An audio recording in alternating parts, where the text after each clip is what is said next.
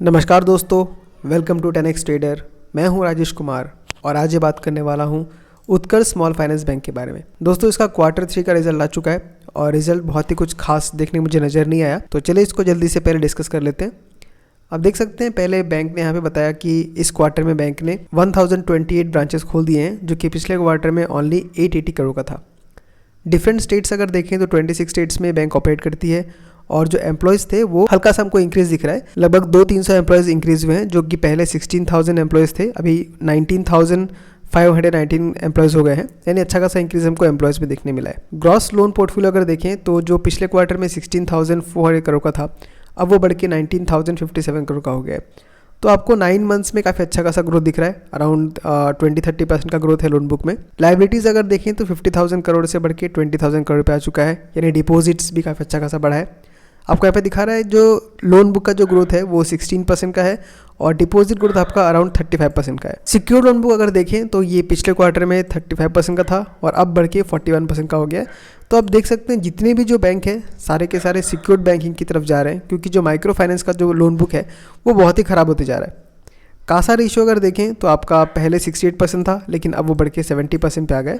तो कासा रेशियो में अच्छा खासा कर रही है। इनफैक्ट सारे के सारे बैंक फिलहाल डिपॉजिट्स को इंक्रीज़ करने में लगे हुए हैं, क्योंकि जो लोन है वो तो ख़राब होते जा रहा है। तो वो लोग कम से कम अपने लाइबिलिटी को ठीक कर ले रहे हैं। जितना ज़्यादा डिपॉजिट ले पाएंगे उतना ज़्यादा ही वो साइकिल को ठीक होने के बाद अच्छे से लोन दे पाएंगे। यहाँ पर अगर हम कंपेयर करेंगे 9 मंथ्स और Q3 के बेसिस पे देखें कि Q3 में लास्ट ईयर की Q3 से क्या डिफरेंस आया, तो पहले देखिए 9 मंथ में अगर देखें तो प्रॉफिट आफ्टर टैक्स आपका जो कि पिछले 9 मंथ्स का 338 करोड़ का था, अब वो घट के सिर्फ 21 करोड़ का आ चुका है। यानी जो बहुत ज़्यादा हमको यहाँ पे डिक्रीज देखने के लिए मिला है। प्री प्रोविजनिंग ऑपरेटिंग प्रॉफिट अगर देखें PPOP पिछले 9 महीने में आपका 715 करोड़ का था, अब वो बढ़ के 773 करोड़ का हुआ है। तो यहाँ हल्का सा इंप्रूवमेंट हमको बैंक ने दिखाया है। कॉस्ट टू इनकम रेशियो देखें तो पहले 56% था, अब वो बढ़ के 59% पे हो गया है, अराउंड 60% पे आ गया है। तो कॉस्ट टू इनकम का बढ़ना हमको एक नेगेटिव इंडिकेशन देता है। जनरली कॉस्ट टू इनकम अगर 55 के नीचे है तो बैंक के लिए बहुत अच्छा होता है। अगर ऊपर है इसका मतलब ये है कि कंपनी का जो इनकम है वो कम हो रहा है, लेकिन खर्चा बढ़ते हुए जा रहा है। ROE देखूँ तो बहुत ही बेकार है। आप देख सकते हैं अभी घट के 0.1% पे आ चुका है और ROE तो बहुत गिर चुका है, 0.9% आ चुका है, जो कि पिछले 9 महीने में 18% था और ROA 2.3% था। बहुत ही अच्छे नंबर्स थे, लेकिन अब वो घट के पूरा बेकार हो गया है। लास्ट क्वार्टर से कंपेयर करें तो इस क्वार्टर में इसको 168 करोड़ का लॉस हुआ है, लेकिन पिछले क्वार्टर में इसको 116 करोड़ का प्रॉफिट हुआ था पिछले साल के क्वार्टर में। प्री प्रोविजनिंग अगर देखिए तो वो भी काफ़ी घट गया है। जहां पिछले क्वार्टर में 256 करोड़ का प्रॉफिट था, अब वो घट के 185 करोड़ के प्रॉफिट में आ चुका है। कॉस्ट टू इनकम भी काफ़ी बढ़ गया है, 54.7% से 68.47% हो गया है और ROA भी आपका नेगेटिव हो चुका है। पहले जो 2.3% था, अब वो घट के -2.5% हो गया है। तो नंबर्स अगर देखेंगे तो बैंक के नंबर्स बहुत ही ख़राब आए हैं। अब हमको बस देखना है कि उसका फ्यूचर में मैनेजमेंट क्या बोल रही है। एक यहाँ पे हम क्वालिटी देख लेते हैं तो ग्रॉस NPA अगर देखें तो वो भी 3% से बढ़ के 6% हो गया है। यानी एसेट क्वालिटी भी बहुत ज़्यादा ख़राब हो चुका है और सबका मेन रीज़न ये है कि ये बैंक जो है सोली ये बैंक सिर्फ आपको माइक्रो फाइनेंस में काम करती थी। नेट NPA अगर देखें तो 0.19% से बढ़ के 2.5% हो गया है। यानी नेट NPA में भी बहुत अच्छा खासा हमको ग्रोथ दिख रहा है। प्रोविजन कवरेज रेशियो अगर देखें तो 93% से घट के 61% पे आ गया है। यानी ऊपर से अगर मैं देखूं तो बैंक का पूरा स्ट्रक्चर हिला हुआ है, क्योंकि जो माइक्रो फाइनेंस का जो सेक्टर है वो सब खराब हो गया। कहीं भी आप देखेंगे तो ये प्रॉब्लम चल रहा है, सिर्फ एक बैंक का बात नहीं है, सारे बैंकों में ये प्रॉब्लम आ रहा है। अब बैंक ये बोल रही है कि अब उनका जो फोकस है वो फोकस अब होने वाला रिटेल डिपॉजिट के ऊपर और रिटेल जो लोन बुक है उस पर होने वाला है, क्योंकि माइक्रो फाइनेंस बहुत रिस्की है। तो सारे के सारे बैंकर्स भी क्या कर रहे हैं, सिक्योर लोन बुक की तरफ बढ़ रहे हैं। लेकिन ये ऐसा नहीं है कि बैंक के लिए बहुत अच्छी बात है। अगर बैंक सिक्योर लोन बुक की तरफ जाएंगे तो उनका जो इंटरेस्ट है वो कम हो जाएगा, क्योंकि देखिए जो रिस्की लोन्स है, जो माइक्रो फाइनेंस लोन है वो रिस्की है बोल के उन लोग को एक साल में 14, 15, 16% तक का वो इंटरेस्ट चार्ज कर सकते हैं।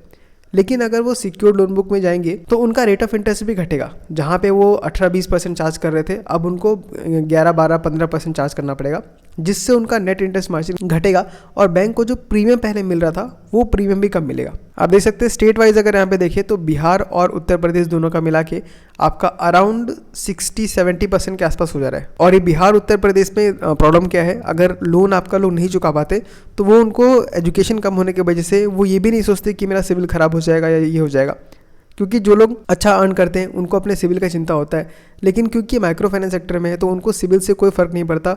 उनको लगता है कि लोन नहीं दे पा रहे हैं तो नहीं देंगे, तो इसके वजह से लोन डूबने के चांसेस बहुत ज़्यादा होते हैं और इन दोनों स्टेट्स में ही मेन दिक्कत हो रहा है। तो इस बैंक को और ज़्यादा प्रॉब्लम हो सकता है। नेक्स्ट अगर हम यहाँ पे इन्वेस्टर्स में आके देखें तो इसके इन्वेस्टर में आपको दिख रहा होगा कि एफआईज ने करंट क्वार्टर में अपना स्टेक थोड़ा बढ़ाया है, 1.33% हो गया है। डीआईएस ने थोड़ा स्टेक सेल किया है, 8.23% है, 10% से घट के। और पब्लिक का यहाँ पे 20% से 21.5% पे आ चुका है। और प्रमोटर्स के पास ठीक ठाक स्टेक है, 69% तक का स्टेक है, जो कि बहुत अच्छा है। अगर इसे कुछ नंबर्स हम देखें तो बैंक बहुत ज़्यादा महंगा नहीं बोलूँगा, क्योंकि करंट प्राइस 28 का है और बुक वैल्यू 27 का है। डिविडेंड यील्ड ठीक ठाक ही देती है, 1.78% का। और स्टॉक का प्राइस ट्रेडिंग अगर देखें तो 17 के आसपास का है। तो बैंक वैल्यूशन वाइज बहुत ज़्यादा महंगा तो नहीं है, लेकिन हमको यहाँ पे अगर बैंक में इन्वेस्ट करना है तो आप मेरे ख्याल से आपको अच्छा खासा वेट करना पड़ेगा, 1-2 साल वेट करना पड़ेगा। उसके बाद ही हमको यहाँ पे कुछ ग्रोथ देखने के लिए मिल सकता है, क्योंकि प्रॉब्लम पूरे के पूरे बैंकिंग सेक्टर में ही है। सिर्फ एक बैंक का प्रॉब्लम नहीं है, पूरे बैंकिंग सेक्टर में प्रॉब्लम है। तो हर बैंक को रिकवर करने में 1 से 2 साल लग ही जाने वाला है। अब लास्ट में एक बार आके इसका चार्ट भी देख लेते हैं। तो यहाँ मैंने वीकली चार्ट ओपन करके रखा हुआ है, तो आप देख सकते हैं बैंक का स्टॉक मार्केट का जो हिस्ट्री है वो बहुत ज़्यादा नहीं है। वो 2023 में लॉन्च हुआ था और अभी 2025 का स्टार्टिंग ही है, यानी खूब बेसी ये इसका 1.5 साल के आसपास हुआ है। और वहाँ पे आप देख सकते हैं यहाँ पे इसने एक ट्रिपल टॉप जैसा कुछ बनाया, ये एक यहाँ पे, एक यहाँ पे, एक यहाँ पे। उसके बाद हमको एक अच्छा खासा ब्रेकडाउन देखने के लिए मिला और स्टॉक हमको फिलहाल नीचे की तरफ ही जाता हुआ दिख रहा है। यहाँ मुझे कोई बेस फॉर्मेशन नज़र नहीं आ रहा। तो हमको अगर इसमें ट्रेड लेना भी है तो वेट करना चाहिए हमें बेस फॉर्मेशन होने का, क्योंकि देखिए अभी तक आपका ये एक स्ट्रेट डाउनफॉल आ रहा है और यहाँ पे अभी तक आपका इस तरीके से कोई कंसोलिडेशन जोन नहीं बना। तो जब तक ये कंसोलिडेशन जोन नहीं बनता, कहीं पे अगर प्राइस स्टेबल नहीं होता, तब तक हमको यहाँ पे स्टेक नहीं लेना चाहिए, क्योंकि हमारा टाइम वेस्ट ऐसे ही हो जाएगा और आप फ्रस्ट्रेशन में होकर निकल भी सकते हैं। तो कुछ समय दीजिए। वैसे ही पूरा बैंकिंग प्रॉब्लम में अगर है तो हड़बड़ी करके कोई फ़ायदा नहीं है। अगर आपको बैंकिंग स्पेस में स्टेक लेना ही है तो आप ETF के थ्रू बैंक वीज में जाइए, या जो अच्छे बैंक है जो अच्छा रिजल्ट पोस्ट कर रहे हैं उनकी तरफ जाके आप देख सकते हैं। तो मेरे ख्याल से इस बैंक में फ़िलहाल दूर रहना चाहिए, रिजल्ट भी अच्छा नहीं है और बैंक जिस सेक्टर में है उस सेक्टर में बहुत ज़्यादा प्रॉब्लम चल रहा है। तो दोस्तों ये था मेरा एनालिसिस उत्कर्ष स्मॉल फाइनेंस बैंक के ऊपर। आप मुझे बताइए कि आपको ये कैसा लगा। अगर वीडियो अच्छा लगा तो इसको लाइक कर दीजिए और हो सके तो चैनल को सब्सक्राइब भी कर दीजिएगा, क्योंकि उससे मुझे बहुत मोटिवेशन मिलता है और मैं ऐसे वीडियोस को कंटिन्यूसली बनाते रह पाता हूँ। तो मैं मिलता हूँ आपसे अगले वीडियो में किसी अगले स्टॉक के साथ। तब तक के लिए tata, bye bye, take care.